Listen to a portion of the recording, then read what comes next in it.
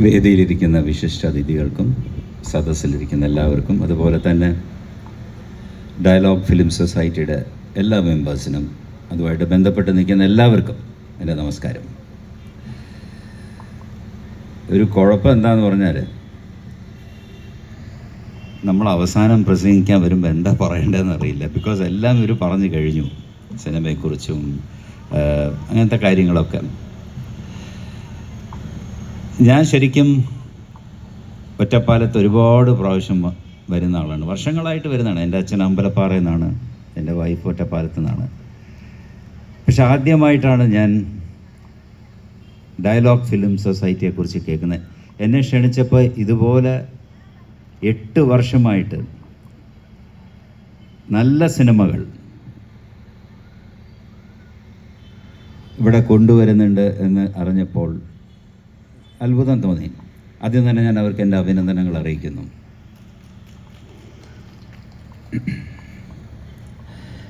ഇത്തരം സിനിമകൾ എന്ന് പറഞ്ഞാൽ, ഞാൻ കൂടുതൽ വേറെ കാര്യങ്ങളിലേക്കൊന്നും പോകുന്നില്ല. ഇത്തരം സിനിമകൾ എന്ന് പറയുന്നത്, ഇവിടെ വന്നിരിക്കുന്ന പലരെയും കാണുമ്പോൾ നമുക്ക് അറിയാം, സിനിമയെ ഒരുപാട് സ്നേഹിക്കുന്നവരാണ്, സിനിമയിൽ എന്തെങ്കിലുമൊക്കെ ആവണം എന്ന് ആഗ്രഹിക്കുന്നവരാണ്. തീർച്ചയായിട്ടും നിങ്ങൾക്ക് നല്ലൊരു പ്ലാറ്റ്ഫോമാണത്. നല്ല സിനിമകൾ കാണുക, നല്ല ആശയങ്ങൾ. ബിക്കോസ് സിനിമ ഇന്ന് വേറെ ഒരു തലത്തിലേക്ക് പോയി കഴിഞ്ഞു. ഇന്ന് സിനിമ എടുക്കുക എന്ന് പറയുന്നത് ഭയങ്കര ബുദ്ധിമുട്ടായിട്ടുള്ളൊരു കാര്യമാണ്. നമ്മൾ എങ്ങനെയെങ്കിലുമൊക്കെ ഇന്ന് എടുത്താൽ അത് തിയേറ്ററിൽ പ്രദർശിപ്പിക്കുക, ഇപ്പോൾ പറഞ്ഞ മാതിരി തിയേറ്ററിൽ പ്രദർശിപ്പിക്കുക എന്ന് പറയുന്നത് ഭയങ്കര ബുദ്ധിമുട്ടായിട്ടുള്ളൊരു കാര്യമാണ്. കമേഴ്ഷ്യൽ സിനിമകൾ പോലും വിജയിക്കാത്ത, ഇപ്പോൾ ഇതിൽ ഈ അടുത്ത കാലത്തൊരു റിപ്പോർട്ടുണ്ടായിരുന്നു, 106 സിനിമ ഇറങ്ങി, 26 സിനിമയാണ് വിചാരിച്ചു, ബാക്കിയെല്ലാം ഫ്ലോപ്പായിപ്പോയി. OTTക്ക് പോലും വേണ്ട. ഇവിടെ ഇപ്പോഴും സിനിമകൾ ചെയ്യുന്നതുകൊണ്ടാണ് ഞാൻ ഇതിനെക്കുറിച്ച് പറയുന്നത്. അപ്പോൾ നല്ല ആശയം, നല്ല ഇതുള്ള സിനിമകൾ ചെറിയ ബഡ്ജറ്റിൽ നിർമ്മിക്കാൻ സാധിച്ചാൽ നിങ്ങൾക്ക് നിങ്ങളുടെ ടാലൻറ്റ് കാണിക്കാനുള്ളൊരു അവസരമാണത്. പിന്നെ സിനിമ എന്നെ സംബന്ധിച്ചിടത്തോളം ഒരു ഭാഗ്യമാണ്. നമ്മൾ എന്ത് ചെയ്താലും നമ്മളത് നന്നായിട്ട് ചെയ്യുക, നമ്മൾ സിൻസിയറായിട്ട് ചെയ്യുക, നമ്മൾ വിജയിച്ചു എന്ന് വരും. അപ്പം ഞാനൊക്കെ വന്നത് എൻ്റെ ഒരു ഭാഗ്യമാണ്. ബിക്കോസ് ഞാൻ ആദ്യമായിട്ട് അഭിനയിച്ച തമിഴ് സിനിമ 365 ദിവസം ഓടി, മഞ്ഞിലെറിഞ്ഞ പൂക്കൾ അതേപോലെ ഓടി. പിന്നെ എനിക്ക് കുറേ കാലം തിരിഞ്ഞു നോക്കേണ്ടി വന്നിട്ടില്ല, ഒരുപാട് സിനിമകൾ ചെയ്തു. പക്ഷേ അതൊക്കെ ഒരു ഭാഗ്യമാണ്. സിനിമ എന്ന് പറയുന്നത് കുറേ ഭാഗ്യവും കുറേ ടാലൻറ്റും ഒക്കെയാണ്. സിനിമയിൽ ഒരിക്കലും നമ്മൾ പോളിറ്റിക്സോ കാര്യങ്ങളൊന്നും കൊണ്ടുവരാൻ പാടില്ല. അത് ഞാൻ വിശ്വസിക്കുന്ന, സിനിമ എന്ന് പറയുന്നത് ഒരു എൻ്റർടൈൻമെൻറ്റാണ്.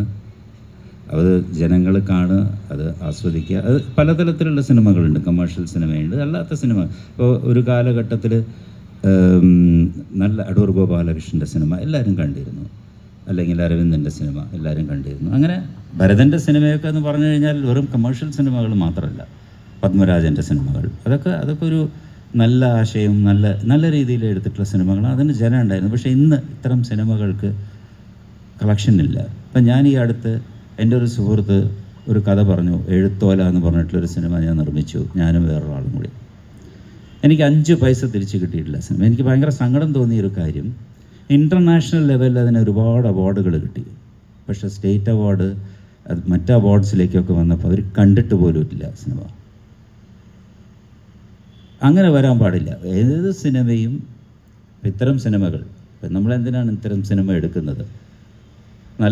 ഒരു പൈസ ചിലവാക്കിയിട്ട് തന്നെയാണ് സിനിമ എടുത്തിരിക്കുന്നത്. നമ്മൾ എടുക്കുമ്പോൾ നമുക്ക് അതിൽ നിന്ന് എന്തെങ്കിലും ഒരു അംഗീകാരം കിട്ടും എന്നുള്ള വിശ്വാസത്തിലാണ് എടുക്കുന്നത്.